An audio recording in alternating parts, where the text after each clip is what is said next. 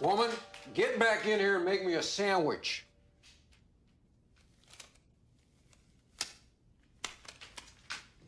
Did I not make myself clear?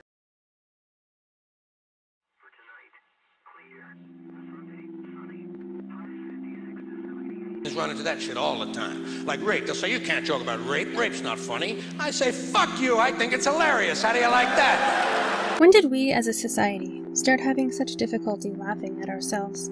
There's no reason to hit a woman. There is no reason to hit a woman. And I was just like, really? I could give you like 17 right off the top of my head. And even if we find something offensive, why does it end up with someone being labeled a bigot? To me, racism is just a mistake. It's like just an error. It doesn't really make any sense. We could just do away with it. But sexism isn't going anywhere. Classic comedies like Blazing Saddles probably never could be made today, because the general public seems so quick to vilify anything that may be making light of racial or gender differences. The black protagonist is called Up yours, nigger!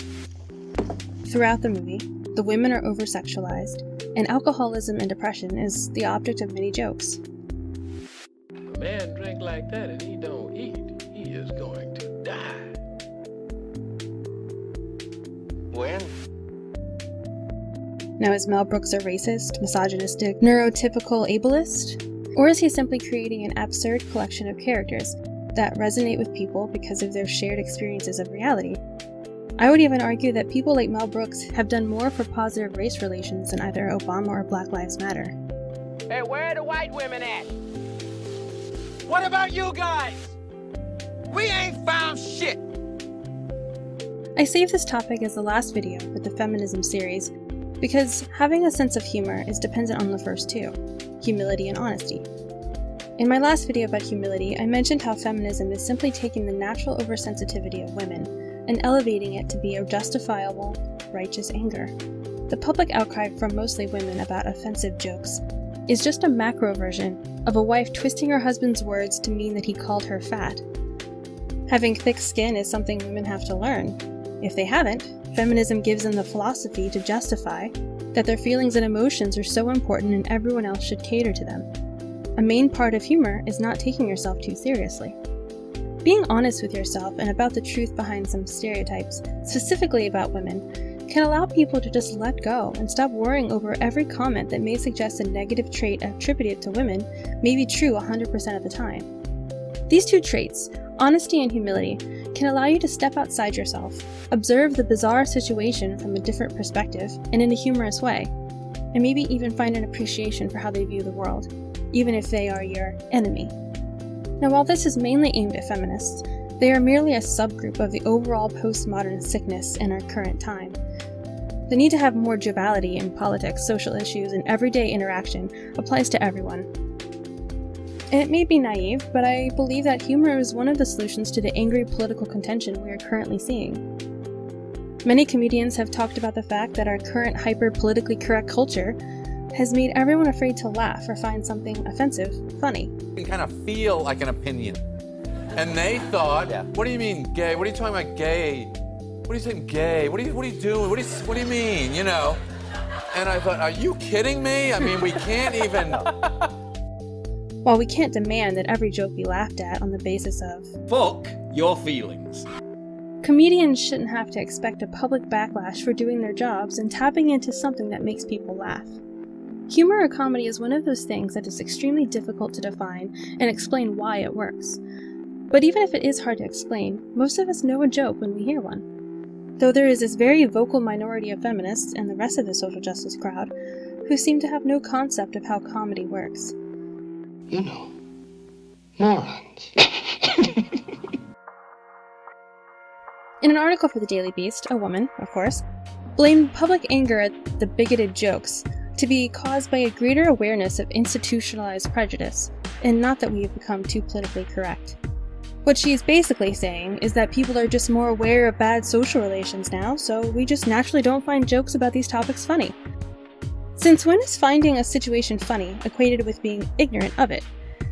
Is she saying that fans of Dave Chappelle, Bill Burr, and Louis C.K. just aren't aware of current social issues? I would argue it's quite the opposite. The best comedians have a way of showing you their reality, with all of its truth and bizarreness, through humor, without lecturing or condescendingly explaining why you should care about how messed up the world is. Amy Schumer has gotten a lot of flack for making jokes about racial relations. And while I can't believe I'm defending Amy Schumer, someone who I find amazingly unfunny, her jokes do not come from a place of bigotry. The general point of her racial jokes that I've seen is that she's making fun of herself, and how she is overly worried about appearing racist in social situations, or that her prejudices are completely unfounded. She's the butt of the joke. The writer of the Daily Beast article continues, "It might be honest for white comedians to joke about feeling unsafe around people of color, at least honest to their feelings and their perceptions. But if you're going to adhere to the rule of honesty, then you better be down to welcome the honest response of your audience."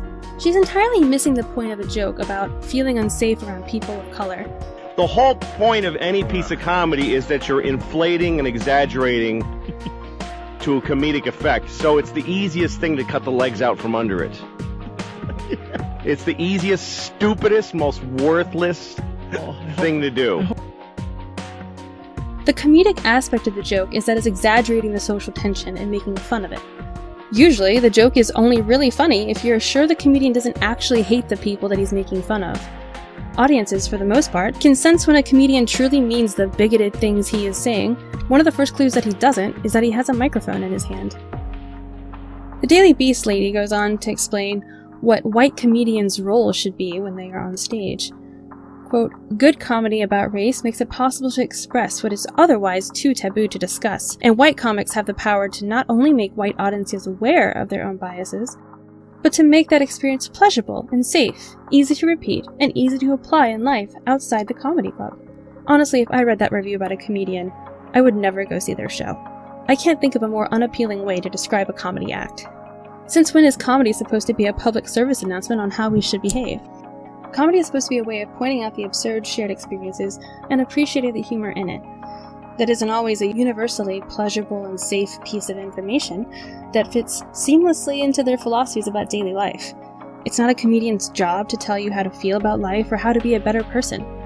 Perhaps she wants everyone to be like Kate Smurthwaite, who calls herself a feminist comedian. And anyone who advocates a more politically correct and social justice brand of humor, please watch her act that I have linked in the description below. I believe your mind will be changed. Even with something like a rape joke, the victim is almost never the target of the joke.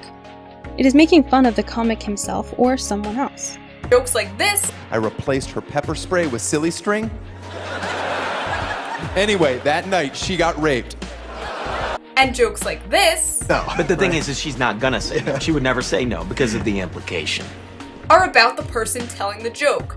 The joke isn't rape is funny. The joke is rape is bad.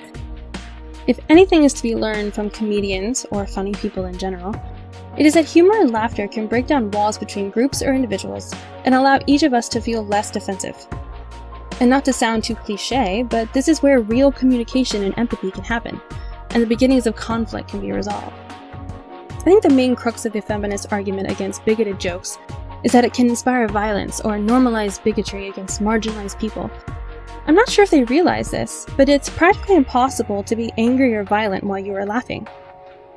No one is going to participate in a lynching because Bill Maher said a forbidden word. I'm a house nigga. And no one is going to propose that rape should be made legal because Louis C.K. made a rape joke. Feminists need to realize that calling attention to their offense at a joke does not make them morally superior to the one making the joke. It just makes them look selfish, humorless, and immature. And if there are any actual legitimate concerns that feminists may address, demanding apologies and the banning of comedians will only further alienate them for anyone who may have given a damn in the first place. Because no one's going to take them seriously. If they're willing to scream just as loud about a joke as they are about actual violence against women, they make themselves into the joke. If you don't find something funny, ignore it, like we ignore Amy Schumer. The sooner that feminists realize that not every male comedian who makes a joke about female stereotypes is automatically a misogynist, the sooner they will hopefully be able to grow up and enjoy humor without feeling compelled to be a victim. Also, maybe it'll be a little bit harder to have fun making them angry if they don't take themselves so seriously.